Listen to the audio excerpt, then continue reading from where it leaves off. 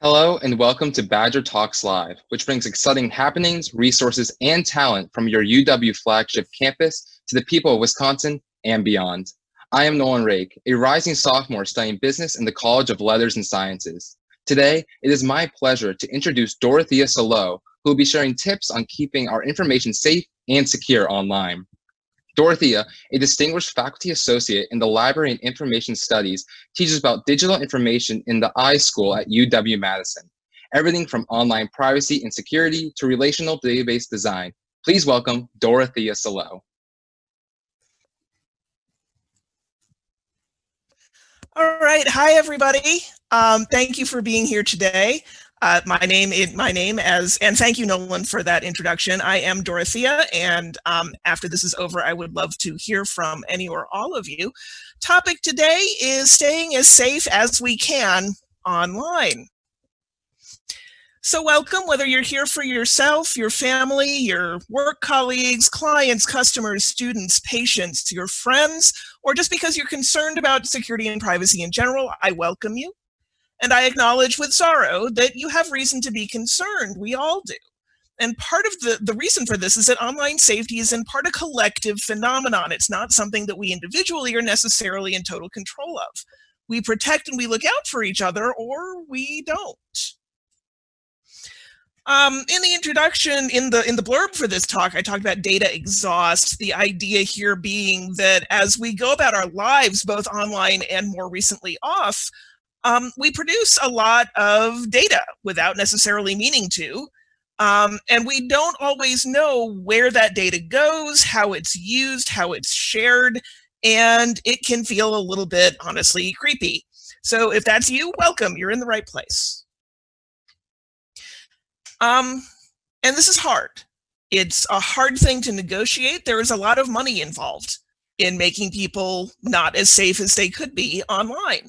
And frequently, the effort involved in making people more safe is expensive in terms of money and time to market, since Nolan is a business major, and design and construction time, staff time. There's also, and I think we're seeing a lot of this lately, a lot of power, right, in making people not as safe as they could be online. And privacy is important. For many reasons, but just as one reason, privacy is important for us to feel safe. So there's a lot of incentive here for a race to the bottom that makes everyone less safe, and that's exactly what I think we're seeing. So my plan for today, I can't promise everything that you will ever need to know or do to make yourself safe. For one thing, this changes. For another, I'm not you. And what I need for safety may not be what you need. My plan for today, I'm going to debunk some common myths about safety, security, privacy. I'm going to demonstrate how to build what information security experts call a threat model. I'm going to show you some low-hanging fruit, things that pretty much everybody can do to be a little safer, mention a few more options, and show you in the course of my talk some sources of advice that I value highly.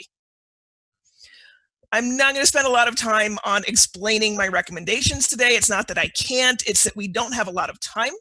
And I think it's more important for you to walk away with what you can do than necessarily why it makes the most sense to do it. That said, several of the tools and resources that I'm planning to recommend do have really good explanations, and you can absolutely ask me for explanations in our Q&A period.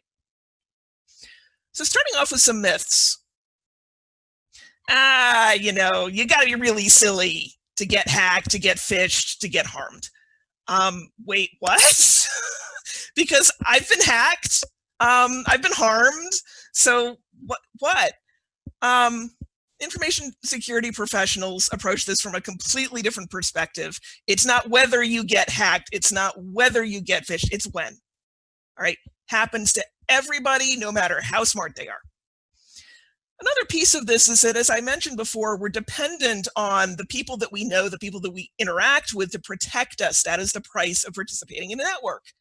And someone that doesn't have to intend to harm you to make you less safe. One unwise share, retweet, tagging in a photo, one thing that, should have been friends locked but wasn't, and suddenly you're in a whole barrel of hurt that you were never expecting. And it's not your fault. Oh, but I'm not important. right? I don't matter. Why would anyone ever bother? Truth is, we are all targets. At least sometimes it's nothing personal.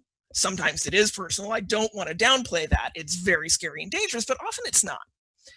You are in possession of things, no matter who you are, that are valuable.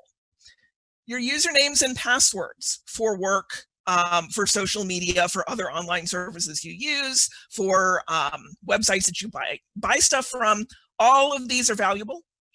And it's not necessarily because you are you, it's because sometimes if someone can log into something as you, that's the first step toward messing with it further. So you may be an incidental target. Your money spends just like anyone else's money, so folks want to steal it. Your credit is also valuable. Your financial and medical records are extremely valuable and very abusable. Your online behavior trail, right? Where you go online, what you do, what you buy, who you interact with, your social graph, all of this can be and is collected, sold, traded, shared, etc. I have antivirus, so I'm safe. Antivirus is not a bad thing, it's just not enough. The commonest ways to get a personal device messed with these days: email, clicking a bad link, either in an email or from social media, or someone getting into your home network through a smart thing, like a light bulb or a toy, or a hack of your home network apparatus, like your router or your modem. And many of the threats to our safety today are actually not to our devices, they're to data sources of data about us that we appear in. Consider, for example, the Equifax hack. If you live, work in the United States, the Equifax hack pretty much guaranteed to have made you less safe. And it didn't touch a single device that any of us own. Well, I'm anonymous, so I'm safe. Gotta tell you, you're probably not anonymous. And this is one thing where the explanations get really complicated. But bottom line is, it's easier to pick you out of a crowd, online, offline, or both, than it has ever been. Email.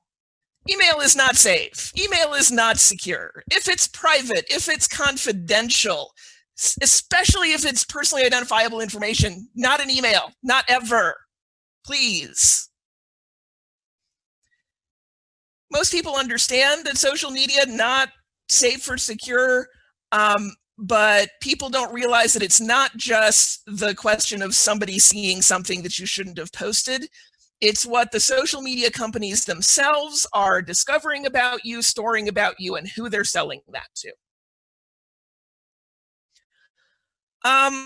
Your business associates, I'd be a little careful with trusting them.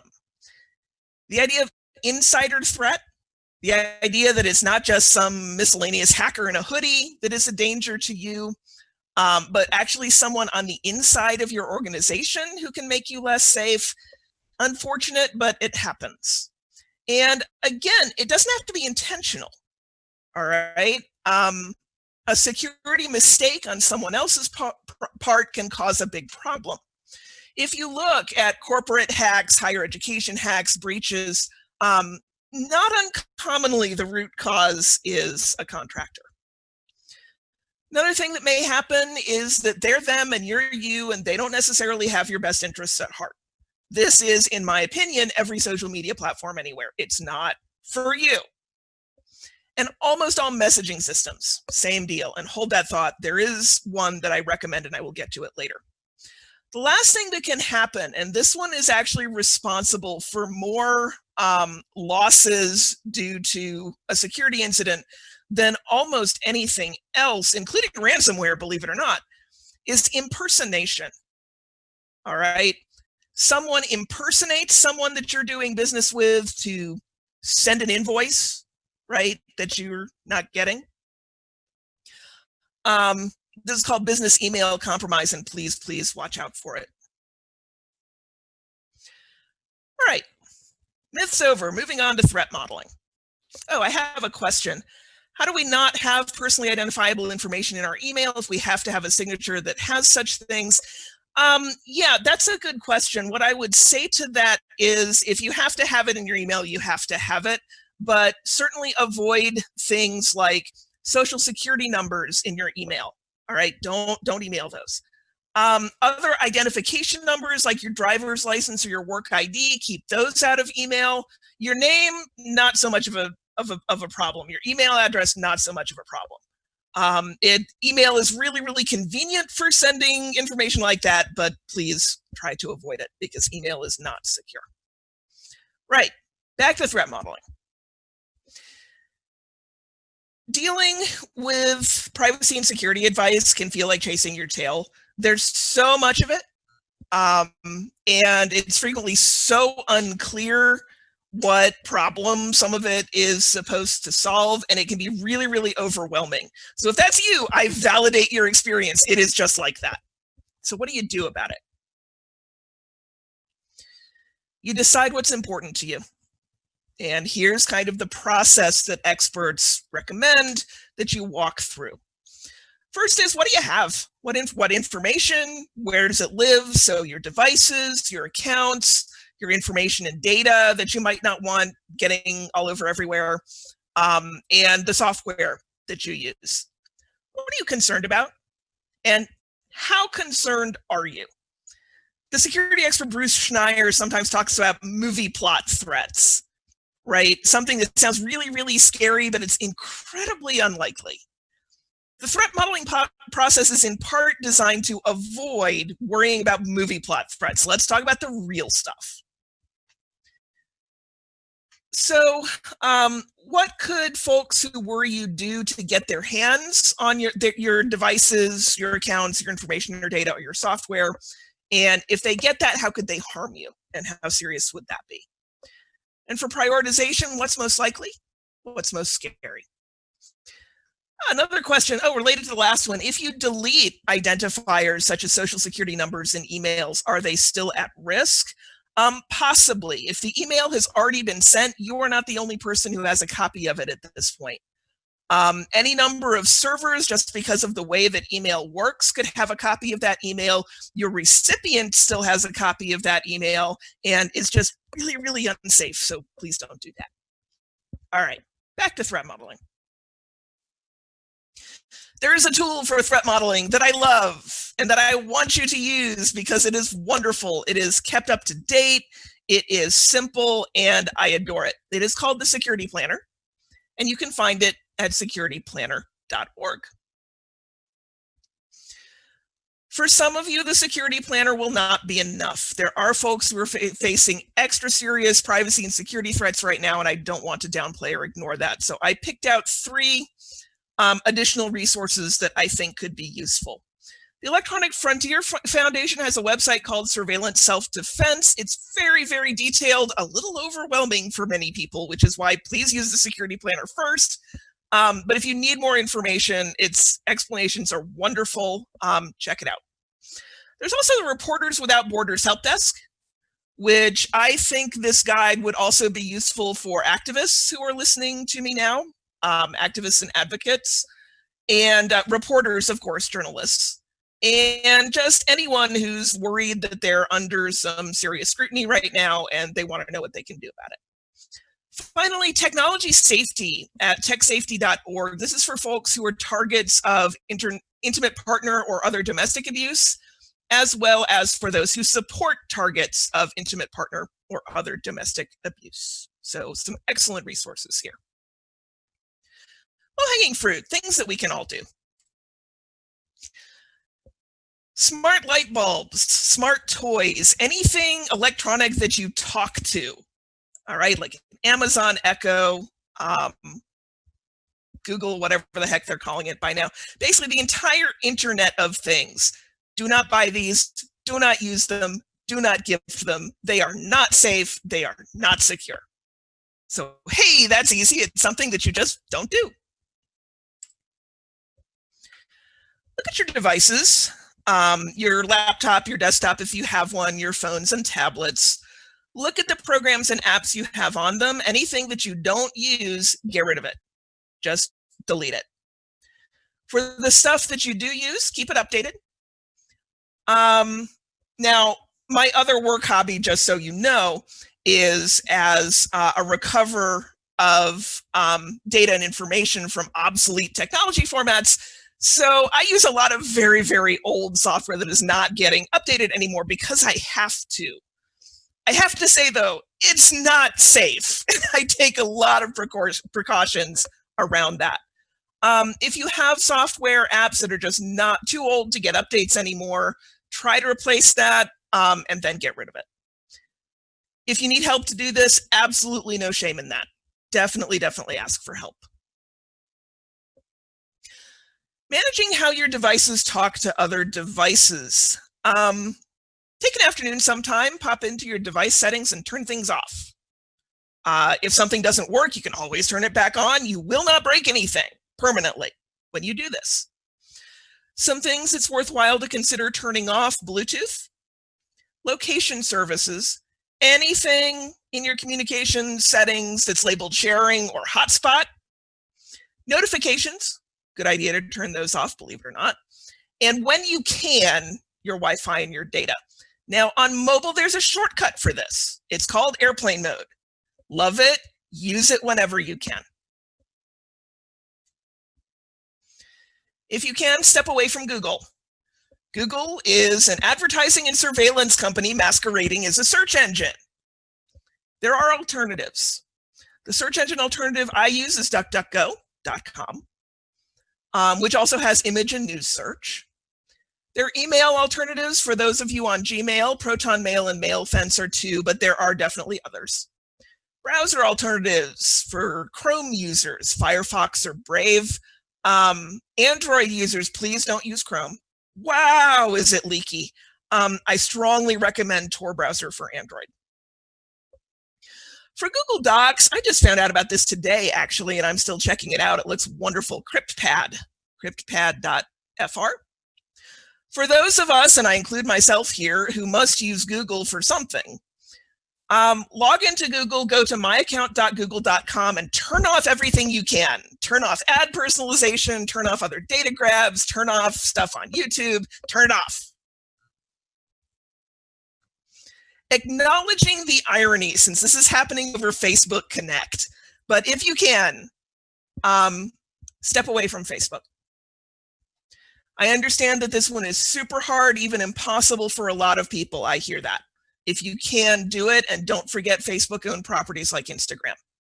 At the very least, don't do anything that could put you at risk, however you define that, on Facebook. And because of the situations we're currently in, this definitely includes community organizing that could be construed as political. You cannot trust Facebook not to roll over on you. Online payment platforms such as PayPal.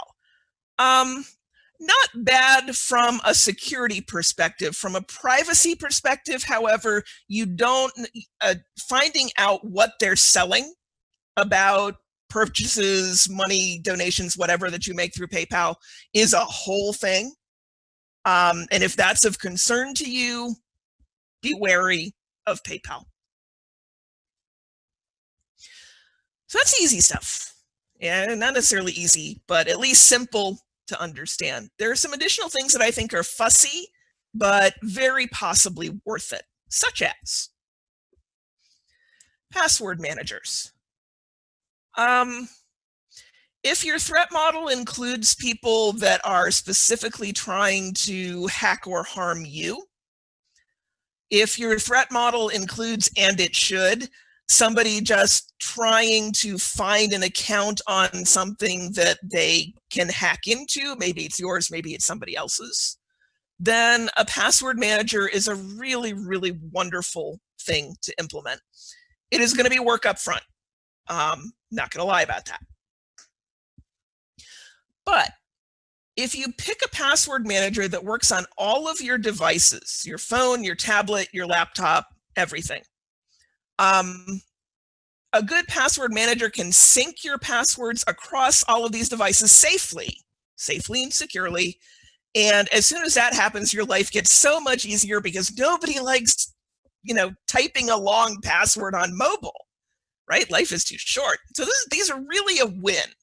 It's not just that they make you more secure, though they make your life easier. There are a lot of password managers. There didn't used to be so many. And I fixated, the one I use is 1Password. I chose that very, very early, haven't had reason to move off it. So I would go to Lifehacker or someplace and maybe read up on some comparisons to see what'll be a good password manager for you. Bottom line though, really, really easy ways to get yourself hurt. A password that's too easy, a password that is easy to figure out for somebody who knows something about you, like your birthday or your pet's name or your favorite sports team or whatever. Predictable passwords, that thing where they make you change your password every so often, which they shouldn't, but a lot of places still do. And you have a number at the end and you just count up. Yeah, the hackers know about that. And password hacking technology is taken into account.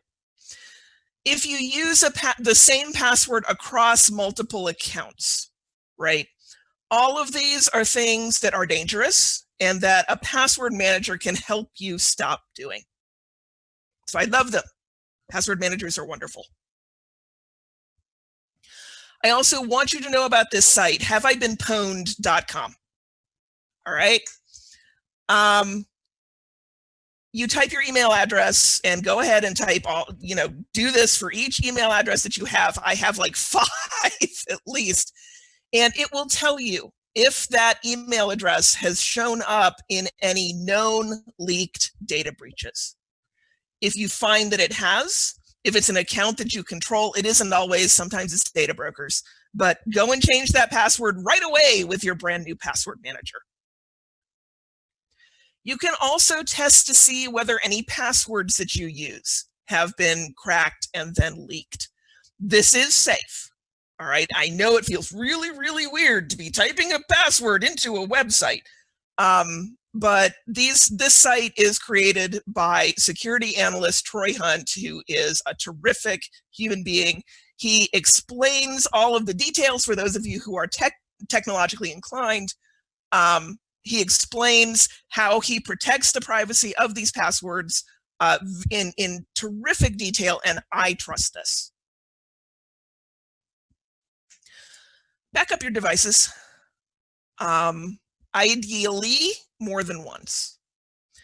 Ideally, you have one backup to a physical object like a USB hard drive and one backup to a secure place in the cloud. Now, not all cloud storage is safe or secure. Dropbox, for example, should not be trusted. So choose wisely and ask advice about this if you need to. What do I use? I use SpiderOak 1, very satisfied with it, and they don't pay me to say that. The big threat, and it's a relatively recent one that not everybody knows about, if you don't back up your data, is called ransomware. This is where somebody cracks into your machine, and what they do is encrypt, lock up all of the data on your device so that you no longer have access to it. Now, if you have a good backup, you can ignore this. You just restore your files. If you don't, yeah, it's not a good scene. There may be a way to crack the encryption for some ransomware schemes. There is, but not uncommonly, it's kiss your data goodbye. Messaging. I promised to mention that there is one messaging service that I do trust, and it's called Signal. It is, bar none, the safest messaging app out there. There is one limitation with Signal that I don't love, which is that you have to sign into it using your mobile phone number. They are working, thank goodness, on removing that limitation. So for those of you who don't have mobile phones, soon you too will be able to use Signal. Find out more at signal.org. This is another thing where if you're bored one afternoon, as many of us are in this quarantine situation, pull out your phone or your tablet and mess around with the permissions that the apps that you use are requesting. Many websites, many mobile apps ask for a lot more permissions than they actually need. They'll ask, for example, to access your microphone or your location data when they absolutely don't need that. Apple tries to protect you from this, but in their App Store review process, but they don't always succeed. And if you're on Android, Google, frankly, barely even tries. Why do they ask for more permissions than they need? Because that data is valuable and it can be sold. So spend an afternoon going through your phone settings, revoking permissions. You can give permission back if an app breaks. Another thing you can spend that afternoon doing, and this is for both your laptop and your mobile devices, is do something about that data exhaust. All right, there are apps and plugins that try to stop that flow of data out of your control.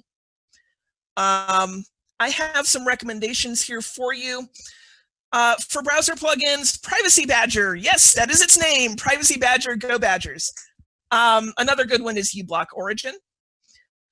If you're on an iPhone or an iPad, I like Firefox Focus, although Safari all by itself is pretty good. Android, use Brave, use DuckDuckGo Privacy Browser. Please don't use Chrome, or as I mentioned earlier, the Tor browser for Android. And Facebook. Facebook is just the worst. There are Facebook container plugins that you can look for to keep Facebook from tracking you all over the web, and I recommend them. Comment, do not keep your backup USB plugged into your computer all the time. Yes, that is good advice.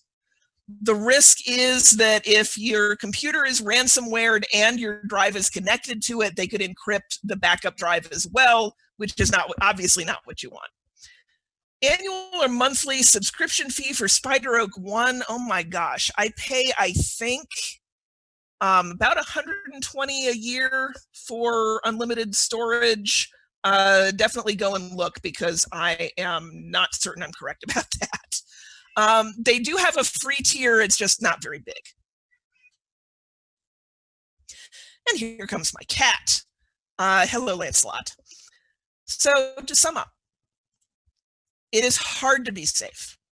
I barely scratched the surface today. I teach an entire 3-credit course in this stuff at the U. It is, however, easy to be safer. All right. And I think that's an appropriate goal for all of us. The steps to being safer are first to know what you're worried about. That's where Security Planner can help you. And for many of us, this does involve some research because we just don't know what we don't know. It's hard to evaluate, okay, is this a movie plot thread or something that I should actually be worried about? If that's you, if this is all new to you, I've said a whole bunch of words that you don't understand today, that's fine. All right, because there's a really, really good resource out there, which is the Lifehacker site. They post sensible and very, very well-written guides to security and safety. You can check their security tag and their privacy tag and just scroll, right? Just scrolling through these is a terrific way to just kind of get a sense of the landscape and inform your personal threat model. Once you know what you're worried about, target what you decide to do, the actions that you're going to take to your biggest and most likely worries, the things that will make you much safer, much faster. And if you need expert help, get it. There is absolutely no shame in that. As I said, this is a really complicated landscape and it can be hard to get up to speed in. So find the nearest person who knows some stuff about this and ask them for help. Closing up, I want you to know that I take this show on the road. I am happy to when there's not a pandemic virus to avoid. You can find me in the Badger Talks list, and I am happy to travel to your Wisconsin-based organization or group. At this time, obviously, most of what I can do is webinars, online chats.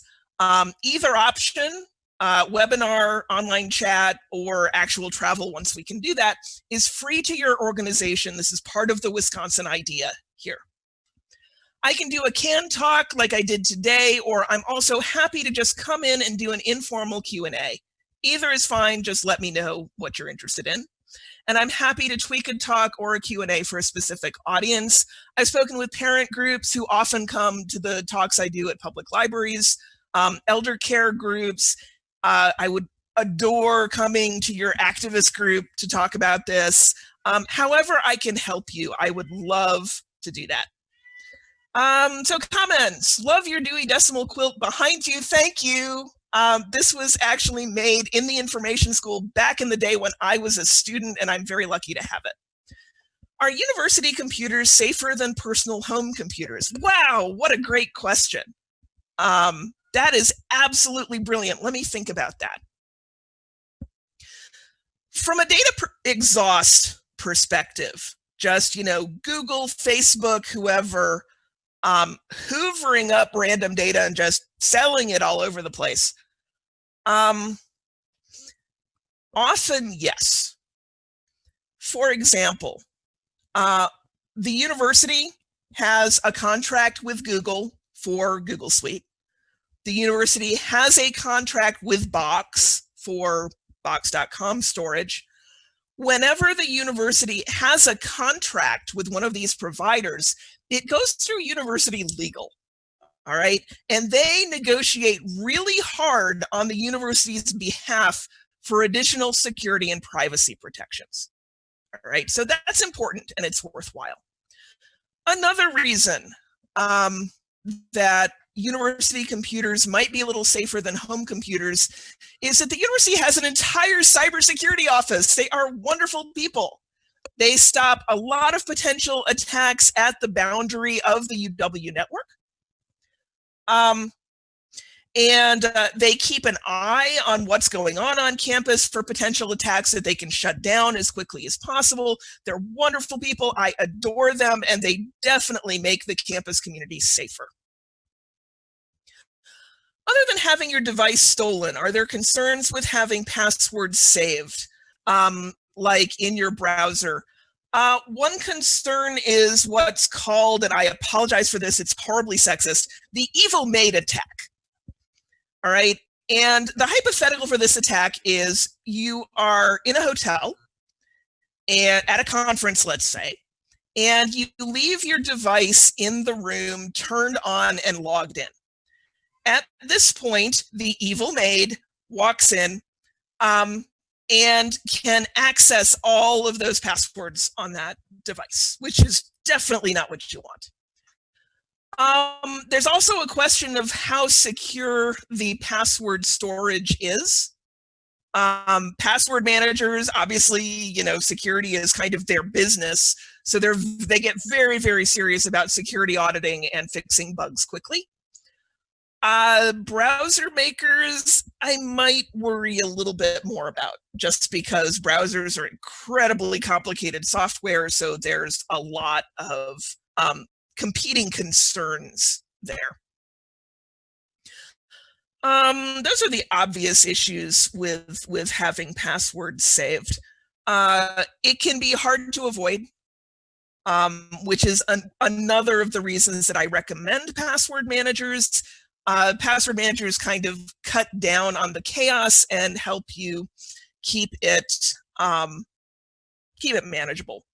For example, 1Password, since I've been talking about that, one of the things that 1Password will do is I can set it to lock itself out such that I have to re-enter my 1Password password after a certain amount of idle time. All right, that really cuts down on the possibility of the evil maid attack. If they can't get into my 1Password, there's nothing that they can do. And I have a very strong password on my password manager. VPNs. All right, I love and hate VPNs. Let's talk about VPNs. VPN stands for Virtual Private Network. And the idea here is that if we go back to Senator Ted Stevens, who once famously said that the internet is a series of tubes, let's run with that. The internet is a series of tubes. The tubes are made of glass so that observers can see anything that passes through them. What a VPN does is paint those glass tubes black so that people can't see into them.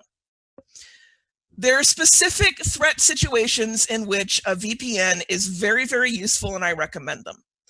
One is whenever you're using public Wi-Fi that you don't have a reason to trust. So that's airports, that's restaurants, that's coffee houses, etc.